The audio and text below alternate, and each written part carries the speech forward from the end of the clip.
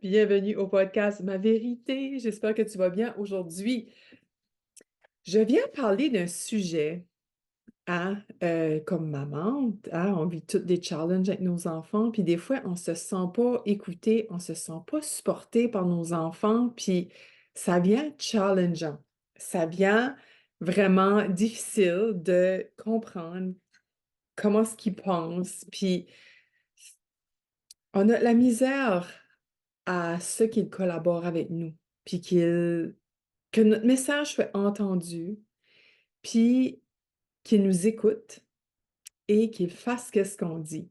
Ça serait-tu pas le monde parfait d'avoir des enfants qui font quoi ce qu'on dit et qui collaborent avec nous? Hey, ça serait le paradis comme parent, j'en aurais 10 de même, OK? Mais c'est pas le cas. C'est challengeant, c'est les enfants vivent des mauvaises journées, on vit des mauvaises journées comme parents, comme maman. Il se passe du stuff, on est plus stressé. Il y a toutes sortes d'affaires qui vont on. Fait que si toi, tu vis des émotions, ben, c'est sûr que ton enfant vit des émotions. Fait que c'est tout à fait normal que ton enfant soit explosif parce que lui n'a pas la maturité non plus de gérer ses émotions. Mais nous autres, comme parents, comme adultes, on se doit d'avoir la maturité émotionnelle, l'intelligence émotionnelle à l'égard de nos enfants, parce que c'est nous l'adulte, c'est nous l'exemple. Donc, ça l'arrive d'éclater, ça l'arrive quand on est overwhelmed, ça l'arrive, tu sais, j'ai pas ici pour te sentir coupable d'avoir menti en l'air, d'avoir crié après ton enfant. C'est normal, tu es humaine, tu vis du stress, tu vis des émotions, tu te sens submergée, tout ça. C'est tout à fait normal. Qu'est-ce que j'essaie de te dire, c'est que, premièrement, quand ça l'arrive, que tu t'en rendes compte et que tu ailles t'excuser à ton enfant, que tu reconnaisses ton erreur, que tu reconnaisses que, hey, j'ai crié puis j'ai pas fait d'allure. Et quand ce que tu fais ça, ton enfant, ça le répare en même temps, ça le guérit en même temps. Lorsque toi, tu as l'humilité d'aller dire tes torts, d'aller partager à ton enfant comment tu te sens et comment mal que tu te sens. C'est fait, j'ai fait une erreur et j'en suis profondément désolée. Et je peux te garantir une chose, c'est que ton enfant, il va te comprendre. Il va accepter tes excuses. Il va te pardonner. C'est ça la beauté des enfants, c'est que ils pardonnent. Hein? Ils sont tellement pas rancuniers, les enfants. Puis c'est ça que j'admire d'eux autres, c'est que tu peux faire toutes les erreurs que tu veux. Ils vont toujours t'excuser. Ils vont toujours, pas t'excuser, mais ils vont toujours dire, c'est correct, maman, je te pardonne. Puis nous autres, on est là, adultes, tu sais, pendant la misère, on reste rancunier, on peut rester des années dans la rancune à l'égard de quelqu'un, puis c'est comme, oh my God! Mais ça, c'est un bel exemple. Tu sais, on dit que nos enfants sont nos enseignants, ben ça, c'est une bel exemple d'enseignants qui sont envers nous. Fait qu'aujourd'hui, je veux venir te partager une chose. Une chose pour que tes enfants collaborent plus avec toi. Une chose qu'on met en place à la maison. Puis des fois, ça l'arrive là, qu'on passe à côté, mais moi, c'est peut-être mon chum, des fois, il faut que je le remind, puis tout ça, mais comme moi, je suis pas mal by de book là-dessus. C'est une position, c'est une posture que je porte à l'égard de mes enfants et que je trouve qui aide à mon enfant aussi à me respecter et à ceux qui m'entendent et qui m'entendent et je ne vais pas dire qu'il fait quoi ce que je dis là parce que c'est pas vrai. Les enfants ne font pas tout quoi ce que je dis, puis ils m'écoutent pas toujours, puis oui, je dois me répéter, puis je pense que Ça fait partie du parenting, c'est notre vie, là, c'est la vie de parents, je pense, c'est de se répéter over and over and over and over and over pendant 1 an, pendant 2 ans, puis à un moment donné, oups! C'est comme: «Hein? J'ai plus besoin de répéter ça, ça se fait tout seul». Fait que oui, la répétition va te porter fruit un jour. S'il te plaît, abandonne pas. Décourage-toi pas, ça fait partie du parenting, ça fait partie de notre job. Hein, tous les chapeaux qu'on porte, il y a des responsabilités, il y a des défis. Ben, comme parent, comme maman, de te répéter, ça fait partie de ta job. Ça fait partie du chapeau que tu portes de parent, de te répéter continuellement, sans cesse. Parce que nos enfants sont distraits, nos enfants vivent des choses, nos enfants, un petit cerveau d'enfant, tu sais, fait que le cerveau se développe jusqu'à 25 ans, right? Fait que c'est absolument normal qu'ils oublient, puis que tu dois répéter. Mais quelque chose que je trouve qui est life-changing dans mon parenting, ben life-changing, je sais pas si c'est life-changing dans le sens que j'ai tout le temps mis ça en place. Puis pour moi, c'est important. C'est ah oui, c'est crissement important, excusez le sac, mais si tu fais pas ça, tu survis pas en tant que parent et tu perds le respect de ton enfant. Encore plus. En ce moment, j'ai des défis en tabarouette avec mes enfants. Je te le cacherai pas, c'est pas toujours facile, puis je me dis: «What if que si j'avais pas mis ça en place depuis le début, ça serait way plus pire, je perdrais le contrôle en ce moment, je serais vraiment challengée dans mon motherhood, dans mon parenting, tout ça avec mes enfants». Et si que je peux t'aider, que ça soit que tes enfants soient rendus vieux, que tes enfants soient jeunes, qu'il est jamais trop tard pour commencer quelque chose de nouveau. Il est jamais trop tard pour faire en sorte que tu sois respecté comme mère, que tu sois respecté comme parent. Et quelque chose que je vois trop, c'est que nous autres, on fait partie de la génération des parents qui étaient: «Oh, je vais pas trop te gâter, là». Tu sais, la génération de que nos parents avaient peur qu'on était trop gâtés. Il fallait pas trop démontrer, hein, qu'on était aimés, puis que, mon Dieu, fallait pas trop puis là, à cette heure, on se fait dire: «On peut jamais trop gâter nos enfants», tu sais, on peut pas trop les aimer. Tu sais, on est comme vraiment d'un extrême à l'autre, mais jusqu'à où qu'on va les gâter, tu sais? Jusqu'à où elle est où la limite du gâtage, là, tu sais, du beurrage épais, du gâtage? Moi, je suis pas d'accord avec ça qu'on peut trop gâter nos enfants, là, comme moi, je trouve que c'est exagéré. Moi, j'aime le milieu, hein. J'aime un petit peu beaucoup, un petit peu pas assez, comme j'aime de jouer, de naviguer entre les 2. Et quelque chose que j'observe aussi aujourd'hui, c'est que les enfants sont tellement pas assez challengés dans leur vie d'enfant que lorsqu'ils arrivent à un petit challenge, c'est la fin du monde, là. Parce que nos enfants sont déjà trop rendus, ils sont trop comme élevés dans une bulle, dans une bubble. On les protège. On les laisse pas assez comme se pitcher dans le vide, puis se faire mal, puis se planter. Tu sais, on a peur, là, tu sais, qu'ils se plantent, puis qu'ils ne pourront pas s'en sortir.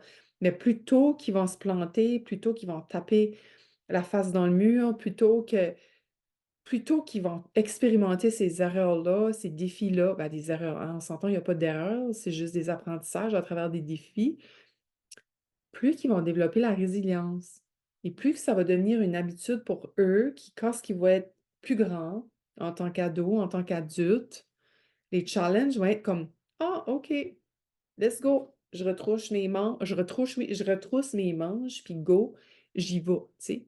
J'y vais vivre, je pitch dedans, je sais que je suis capable, je suis outillée parce qu'on voit pas, tant qu'on vit pas de challenge, on voit pas si notre coffre outil qu'on a accumulé avec les années fonctionne. C'est ça, je trouve qu'avec nos enfants d'aujourd'hui, c'est qu'ils sont pas assez challengés. Ils vivent pas assez d'affaires qui fait que qui viennent checker leurs skills, qu'ils développent avec les années, ben, en tout cas, ce qu'ils en développent. Parce que c'est en se mettant les 2 pieds dans la vase, dans la boîte, qu'on apprend à sortir de la boîte. Mais tant qu'on n'a pas de boîte, on se mettra jamais les pieds dans la boîte, puis on pourra jamais voir quoi ce qui quoi ce que les challenges, puis comment je peux m'en sortir. Parce que tu peux pas savoir tant que tu vis pas de challenge si tu es capable de surmonter un challenge, un gros challenge. Fait qu'il y a rien de mal à laisser son enfant se planter. Ça fait partie de la vie, ça fait partie de l'apprentissage de la vie et de laisser ton enfant se planter, tu y rends service. Plus vite qu'il va se planter, plus vite qu'il va développer des skills de résilience, plus vite qu'il va voir qu'il est capable et qu'il n'aura pas peur des défis, il n'aura pas peur des challenges. Je pensais pas en tout que j'allais m'en aller là. Peut-être qu'à un moment donné, j'ai élaboré là-dessus, mais c'était pas en tout là que je voulais y aller. Je sais pas pourquoi j'ai décollé là-dessus, mais bon. Je pense que c'est un message que je devais te partager aujourd'hui parce que je le vois dans mes enfants, tu sais, surtout avec ma plus grande qui qui s'est pas plantée assez, je pense, dans la vie. Elle arrive à 11 ans, puis c'est ouais, c'est du drama avec des riens, là. Fait que peut-être pour ça que tout de suite, ce sujet-là me parle beaucoup parce que je le vis en ce moment, puis je le vois. Je le vois avec ma fille. Et quelque chose comme maman, que moi j'ai du pouvoir dessus. OK? Oui, j'ai peut-être trop protégé ma fille à pas vivre trop de défis. Mais une chose que je sais, c'est que moi puis mon chum, on est très strict avec nos enfants. Ben, très. Mettons qu'on a une discipline, tu sais, on discipline nos enfants. On fait notre job de parent qui fait que des fois, oui, on se tape sur les nerfs comme parents, comme couple. Parce qu'on se voit faire la discipline dans la journée longue, on se voit être autoritaire, on se voit mettre les points sur les i, les bas sur les t, tu sais, on voit toujours rappeler les enfants les choses. Fait que quand on arrive le soir, oui, on est fatigué parce que on a fait la discipline toute la soirée.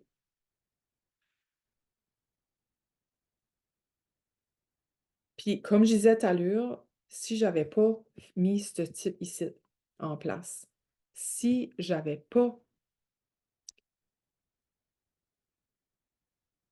été cohérente, constante,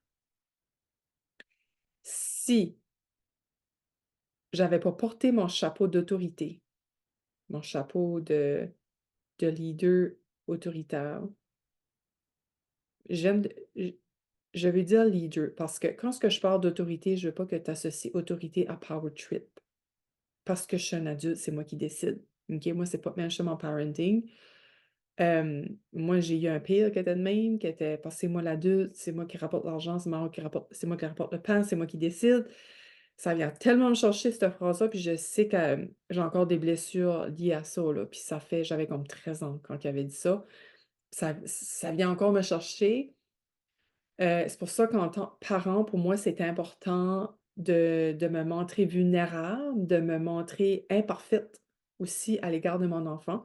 Mais quelque chose qui est important pour moi, en tant que parent, c'est d'être cohérente. Si je dis non, c'est non. Point. Il y a pas de «ni». C'est pour ça que mes enfants testent pas ma limite, parce qu'ils savent que maman a dit non un jour, non toujours. Non, c'est non. Puis quand ce que tu as un oui, il y a certaines conditions. Mais si je t'ai dit, par exemple, je sais pas moi, je vais donner un exemple, mes enfants niaisent le matin. Il faut qu'ils rentrent à l'école 15 minutes plus tôt que l'année dernière, des autres années, puis c'est tough, là. On a toute la misère. Moi, avec, j'ai de la misère. C'est vraiment tough. Faut qu'ils soient à l'école pour 8 heures au lieu de 8h15. Puis nous autres, dans notre famille, ça freak off l'horaire. Puis moi, je trouve ça tough. Eux autres trouvent, en tout cas, c'est tough pour toute la famille. Puis vu qu'ils partent de la maison à la première cloche. Ils partent de la maison à 8 heures, là. So, moi, j'avais fait une deal, c'était à 8h. Si vous n'êtes pas prêt à 7h50, maman va pas avec vous autres à l'école. Parce que les autres marchent. On est proche de l'école, on marche. Puis je sais qu'ils aiment ça, quand maman marche avec eux autres. Fait que moi, je me suis dit, pour les dompter. Tu sais, pour qu'ils apprennent à se grouiller les fesses, c'est qu'ils, comme la récompense, qu'ils se grouillent les fesses en retour, c'est à 7h50, si vous êtes prêts, à 7h50 et moins, j'y vais. Et j'ai dit ça, puis ça n'a pas marché, là. Ils sont still, ils partent de la maison à 8h, mais ils savent. Ils savent que maman ira pas, vient pas avec nous, parce qu'elle a dit c'est 7h50 et moins. Mais ça, c'est ça pour moi la cohérence. C'est ça pour moi que je tiens mon bout. Comme là, c'est pas un non, mais tu comprends ce que je veux dire. Et ça, c'est un exemple. Et lorsque tu fais ça, ton enfant ne testera plus ta limite parce qu'il sait que maman va toujours dire non pour ça. Fait l'enfant ne va pas essayer de tester ta limite, puis il va te respecter. C'est une forme, lorsque tu te respectes dans tes choix, dans ta cohérence, dans ta constance, il va avoir un reflet sur ton enfant. Il va dire Hey, Yel, Yel. Parce que l'enfant va toujours tester la limite, c'est qu'il sait que tu peux changer d'idée. Mais si que tu as dit non un jour, non toujours, il va arrêter de tester ta limite. Puis il y a vraiment un moment, tous les deux, parce que j'en ai 2 enfants, il y a vraiment un moment que tous les 2 ils ont essayé. Puis à un moment donné, ils ont pu essayer parce qu'ils savent. Ils savent qu'avec maman, ça marche pas. Puis je dis ça avec maman parce que mon chum, il a plus de la misère avec ça. Puis là, j'ai dit là, je dis, si t'as dit non pour ça, ça veut dire que c'est non pour tout. Comme non, comme je change pas d'idée. Puis des fois, je le chicane parce qu'il change d'idée, il est comme malléable un petit peu, là, tu sais. C'est pour ça que quand on a des conséquences avec des enfants, oui, que c'est quelque chose, puis ça, c'est un autre sujet que j'aimerais parler, là, mais comme ça arrive que des enfants ont des conséquences, les conséquences, c'est toujours des conséquences que je sais que je vais tenir. Tu sais, comme par exemple, mon garçon fait du hockey, ben si tu fais pas ça, tu vas pas au hockey. Parce qu'on va le chercher avec quelque chose qu'il aime, parce qu'il aime le hockey. Ben pas moi, là, mettons mon chum va dire ça. Puis là, j'ai dit, là, dis pas ça, parce que tu sais que tu vas l'amener au hockey. C'est pas une conséquence. Comme, tu peux pas dire que tu l'amèneras pas là parce que tu sais que tu vas l'amener no matter what, parce qu'on a investi notre argent. Comme, c'est pas une conséquence. C'est pas une conséquence. On peut pas empêcher notre enfant d'aller faire du sport. C'est un peu comme, je punis pas non plus mon enfant avec la nourriture. En s'entend des cochonneries puis des chutes, des affaires inutiles, oui, on va l'empêcher de manger ça. Ça, c'est vraiment une récompense. Mais comme on n'empêchera pas, ah ben, si tu fais pas ça, tu peux pas souper à soir. Non, non. Nos enfants, ils mangent leurs 3 repas, des collations. On va pas faire une conséquence par rapport à la nourriture. Euh, pour son hygiène de santé, pour sa santé, right? Fait que ça, c'est une autre affaire. Sauf si tu veux rester constante, faut que ça soit des choses que tu peux rester constante dedans. Tes conséquences que tu donnes à tes enfants, ça devrait être des conséquences que tu sais que tu peux faire. C'est comme par exemple, moi j'avais dit à ma fille, tu n'auras pas d'amis qui vont venir coucher pendant une semaine. C'est parce qu'elle a mal, parce qu'elle me tente tout le temps par avoir une amie, puis parce qu'elle a mal agi avec moi, c'était ça sa conséquence. Ça, je peux la tenir, cette conséquence-là. Puis un non, c'est un non. Puis des fois, des exceptions, des fois, elle répare son erreur, puis elle fait des efforts pour, tu sais, elle va laver la vaisselle ou elle va nous aider à la maison, elle va tout ramasser la maison. Là, à ce moment-là, elle a gagné des points robots. Fait que là, son ami peut venir, par exemple, parce qu'elle a réparé son erreur. Fait que c'était ça mon tip sur toi aujourd'hui pour que ton enfant t'écoute, qu'il soit respectueux envers toi, c'est d'être constante. Un non, c'est non, et de ne pas changer le non pour finalement un oui. Et sans oublier que tu n'es pas son ami, tu es sa mère. Ça, c'est important. Tu es son guide. Puis un guide va pas dire tout quoi ce qu'il veut entendre, comme un ami ferait. Un guide, il va le guider vers la bonne direction, que ça fasse mal ou non. Ça, c'est quoi je veux t'en retiennes parce que je vois trop, comme je disais au début, trop de parents qui sont amis avec leurs enfants. Moi, j'ai mes moments que je suis amie avec mes enfants. Tu sais, on s'amuse, tu sais, on jase, on a comme une relation d'amitié. Mais à un moment donné, je porte mon chapeau de maman aussi. Quand c'est le temps de faire la discipline, quand c'est le temps d'expliquer des choses, quand c'est le temps de parler de la vie, de parler de l'école, de parler des choses qui ont été faites qui est pas, qui est pour nous, qui est pas sain, qui est le mal, tu sais, on présente le bien. Fait, tu sais, fait que ça aussi, c'est si tu veux te faire respecter de ton enfant, tu dois porter le chapeau d'autorité bienveillante, de guide, de maman et non d'ami. Parce que si tu portes tout le temps le chapeau d'ami, oublie ça. Ton enfant va tester ta limite, il va take over toi, il va te manquer de respect. Puis moi, probablement, il m'arrive encore que je porte trop le chapeau d'ami parce que j'en manque beaucoup de respect dernièrement. Je ne sais pas quoi ce qui se passe, mais en ce moment, je suis challengée beaucoup à l'égard de ma plus vieille, puis je vais chercher de l'aide, j'en parle avec son enseignante, puis on va travailler de pair, puis tout ça, parce que dernièrement, c'est pas évident.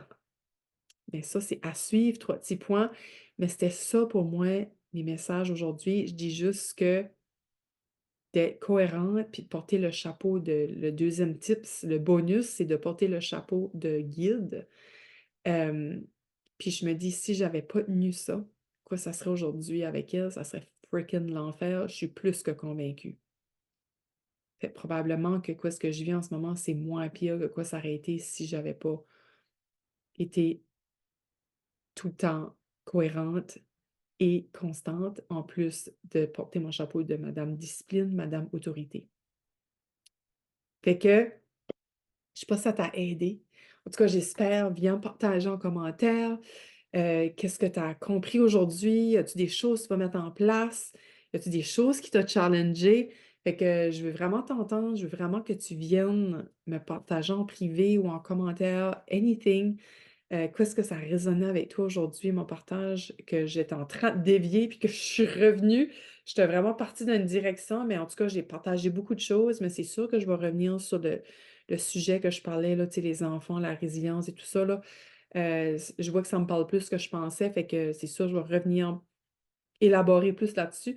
Mais j'espère que mes 2 tips vont t'aider dorénavant dans ton parenting, pour que ton enfant te démontre plus de respect, qu'il soit plus attentif, qu'il t'écoute, qu'il collabore plus aussi avec toi en étant cohérente et en ayant le chapeau de discipline, d'autorité bienveillante.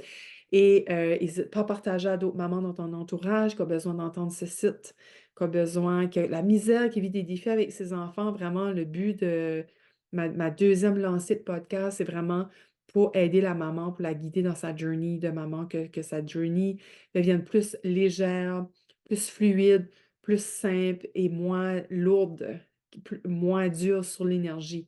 Parce que je sais qu'après une journée de travail, comment tu peux te sentir. Fait que si ces 2 petites affaires-là, tu peux mettre ça en place, ça serait je te dis, tu vas voir ça changer du tout au tout. Puis ça prend toujours 2 semaines d'adaptation. Plus que tes enfants vieillissent, plus long que c'est, mais donne-toi un bon 2 semaines d'adaptation pour toi et l'enfant parce que oui, ça peut être challengeant au début parce que c'est vraiment changer, c'est comme rewirer ton parenting et tout ça, mais Moses que ça vaut la peine, vraiment, là, fais-moi confiance, ça vaut vraiment la peine. Fait que je te dis à très bientôt, à la semaine prochaine avec une invitée spéciale. Bye bye, bonne journée.